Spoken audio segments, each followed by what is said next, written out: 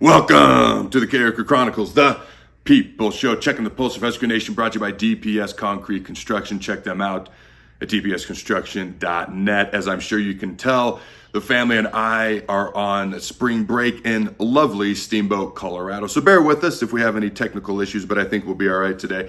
I am excited to be joined by my special guest today. Now, real quick, before I bring him on, if you're excited, the Nebraska sports across the board are all on the rise, smash the like button. Also, to show some love to the men's and women's basketball team as they get ready to take on Texas A&M in their NCAA tournament games this Friday, smash that like button as well. Now, I'm going to bring on my guest, Mr. Dennis Leblanc, who has been with Husker Athletics, the athletic department, more than 40 years, since 1983.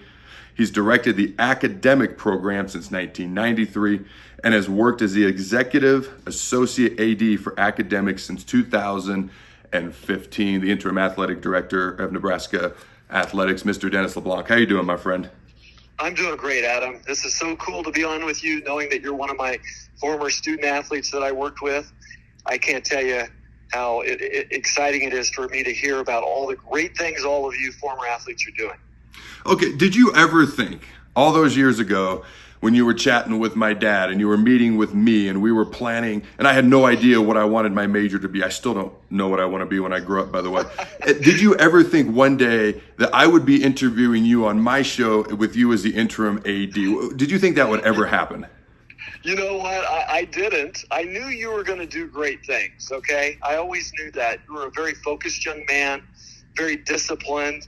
So I knew you were going to do great things, but no, I figured you might be where you are before I would be doing what I am. Let's put it that way. I don't think anybody who knew me when I was younger ever in a million years thought I'd have a show, because that involved talking, and I didn't do a lot of that when I was younger. Yeah.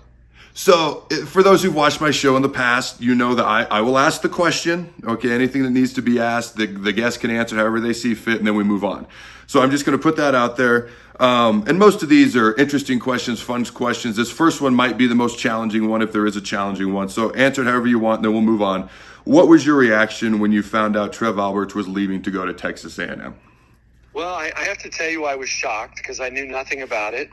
It was spring break. I still worked during spring break, but I stayed home a little later because my first grandchild came over, and I was holding her, and I got a text message from Will Bold, our baseball coach, asking me if I heard the news, and I said, and is it true? And I said, I don't know what you're talking about. And then as the day unfolded, of course, we still didn't know a whole lot until about 4 o'clock. So yes, I was shocked, to say the least. Well, congratulations on the granddaughter. Is that what you said? Yeah, I have a granddaughter who was born in November, and then just yesterday I flew down to Arlington, Texas, where my son and his wife had a little baby girl as well. So I'm doubled up now, 2 granddaughters. Well, congratulations. That is awesome. And before I ask this next question, I should put out there, as we're recording this, things are circulating on the Twitter sphere that there's a potential new AD, a 6-year deal in the works, and potential new AD being hired from Washington. But just so people know that and are aware of that. But I wanted to ask you, Dennis, what was it like for you when you received the call asking you to be our interim AD here for Nebraska? Well, I mean, first off, I was honored because I love this place so much. And when I hear from individuals like you and Jordan Larson and Doug Glazer and Will Compton, and the list goes on. And I know the things that they're doing out there, it reminded me so much why I love to come to work every day. Who would not want to have my job where I get to be in the middle of student athletes while they're trying to achieve at the highest level in their field and trying to figure out what they're going to do someday. So I was honored, and I said, absolutely, I want to jump right into this and try to keep the Husker ship sailing. And, so it's a real privilege. And, because I grew up here. I came here in 83. I've been here for now going on this my 41st year. And so I've grown up here, and yeah, so it's been amazing. So you've been the interim AD for nearly a week now. What's your interactions been like so far with other leadership around the university during your brief stint so far? Well, I've tried to spend as much time in the athletic department around the staff. And, the athletes know who I am, and I'm mingling around with them as well, and tried to get out to competitions. But during that time period, I've visited with all of our head coaches who, I know all of them already. But just wanted to let them know we're going to be okay. And, this place is going to continue to hum along because we have so many great people here. What, in your opinion, has been the biggest key to Nebraska sports as a whole being on the rise like they have been recently? I think that, there's all this talk about changes in college athletics. And I think that our athletes, they know that's on the horizon. But I believe that this group is looking at all the different things that Nebraska has in place, these athletes. And I don't know, it's kind of a weird thing. I mean, once that gets started and you have a group in here, I think that it just kind of feeds off of everything. I know that obviously we would have wanted to win a few more football games next year, but I can tell you that I've had a chance to work with Coach Rhule up close and personal, and I can tell you he's going to do amazing things here. He already has, but there are things that maybe everyone you've been able to see it, but we're going to even start to feel it more next year. And I think that's really permeated down through all of our sports. But Fred and Amy are doing a great job with our basketball programs. Baseball is off to a great start. Wrestling sending 9 wrestlers to nationals. So, it really is. Once it starts, they just kind of feed off of each other. You actually led into my next 2 questions perfectly that I have written down here. My next question is, in your opinion, okay, in this ever-changing landscape of college sports, how does Nebraska keep up with the constant change, and how do the Huskers continue to actually take things to the next level as well? Well, the thing that separates Nebraska are our fans.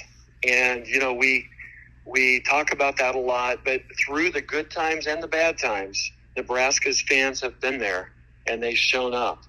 And so I still believe that is what has gotten us through the tough times. And I believe that is what is going to continue to keep us being able to be nimble and change as things change in college athletics, because we have fans that will show up. They're generous. They want to be a part of the athletic department. And I really feel Nebraskans want to watch a game, whatever sport it is, and feel like, that they're a part of that. And they played that game like Nebraskans would go to work every day.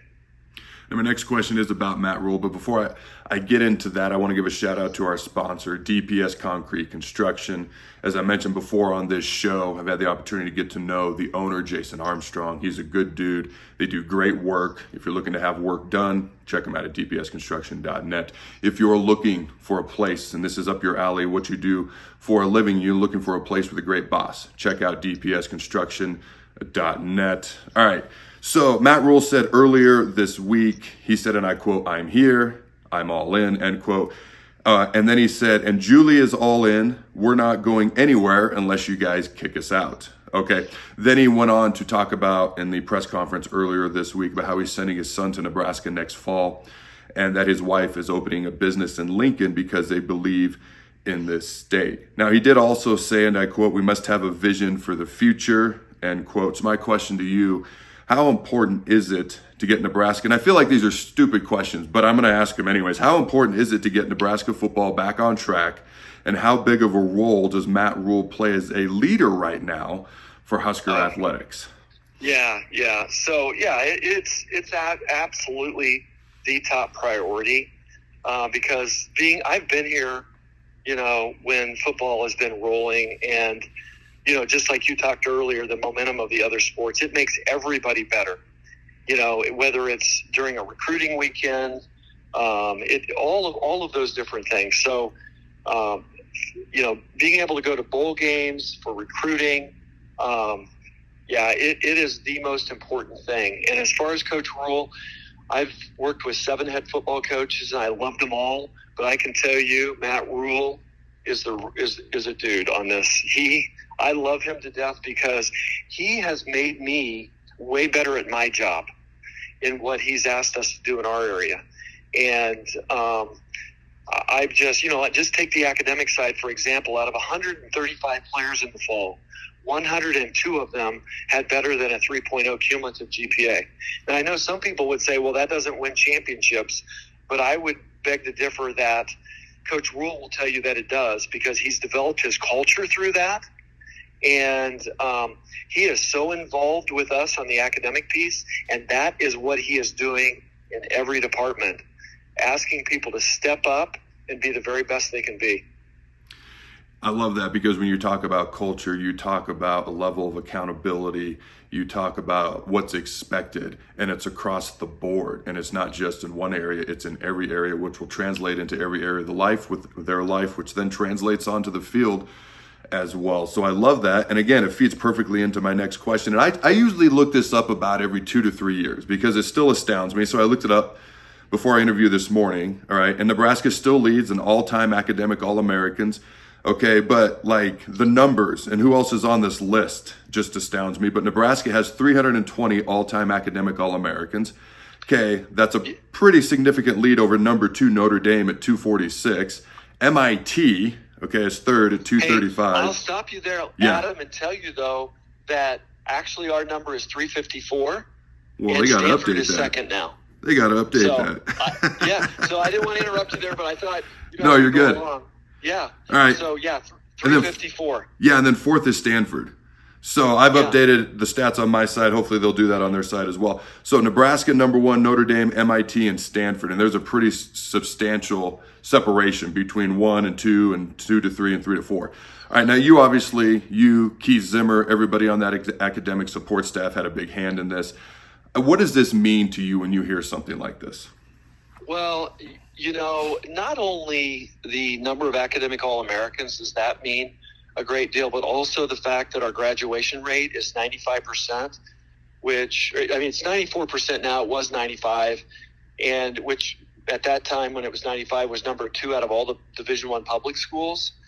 And it means a lot, because I've worked with individuals who came to Nebraska, and they were the first individuals in their family to be able to go to college. And then 25 years later, Adam, I'm working with their son, who walks in here and, has, looks like a scholar and is, ready to play some football or whatever sport. And that is the coolest thing ever, because not only, are you impacting the generation of the students here, but you're impacting the next generation. So that's always the ultimate goal, is for them to lay a foundation and for us to bring people in and help them leave Nebraska and be a pro. And I'm not just saying a pro athlete, but whether they're going in for a medical interview or they're going in to interview for a teaching job, but to have them shined up and be a pro. I like it. I agree. The last question I have for you is a 2-part question, if you want it to be. All right, do you have any behind-the-scenes stories from your 40-plus years here at the University of Nebraska that you think the fine folks at home might be interested in hearing, that you're okay with sharing, and or do you have any behind-the-scenes stories about me? And you can have fun with that question if you'd like. Well, I 40 years, I have a lot of stories. I think probably the one that is something that I treasure the most. I have no pictures from it. I have no way to prove it. But it's with an individual who's a mentor of mine, and I visited with him on the phone this morning, and that's Coach Osborne.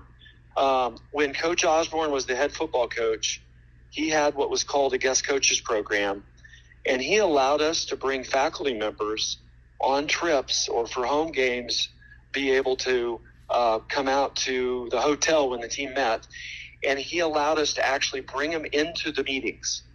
So I remember when we were rolling back in the 90s and we were undefeated and we were defending national champions, I would be in a room. He would let us come into any meeting room we wanted. So they would a lot of times want to go in the quarterback room. So it was Tom Osborne, Turner Gill, Tommy Frazier, Brooke Behringer, Matt Turman, myself, and a faculty member.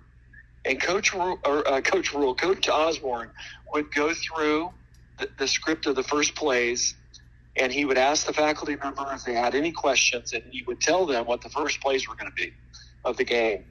And so, at the time I was pretty young, and now later on I look back at that and I'm like, wow, that was really cool, to be able to do that. And then, there was another time when Christian Peter came in my office, we used to put notes on the lockers of the players if they missed class, and it would say, "See Dennis." And Christian Peter came running in real fast. And he said, "Dennis, please don't give this to Coach McBride."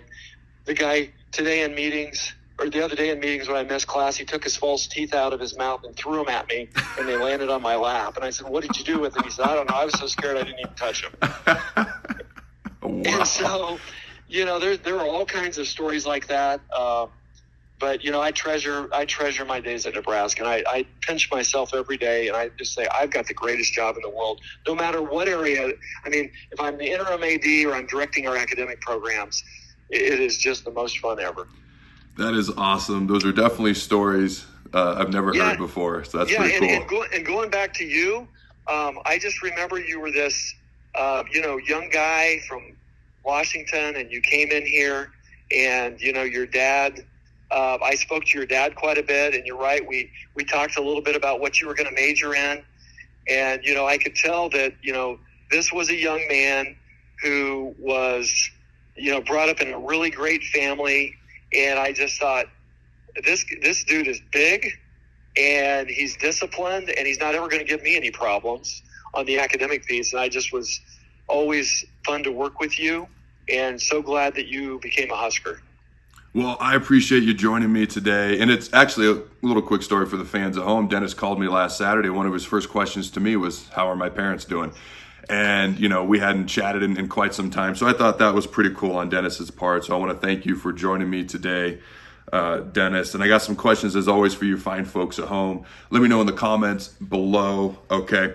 Number one, what is the number one characteristic you're looking for in our next AD? Number two, all right, will the men's and women's basketball team beat A&M on Friday? You can answer individually for the men's and women's team. And number three, all right, what's the over-under for Nebraska's win total in football next year? It's at 7.5 right now. Is Nebraska going to win 7, 8, 6? What do you think? Until next time, Husker Nation, go Big Red. And always remember, throw the bones.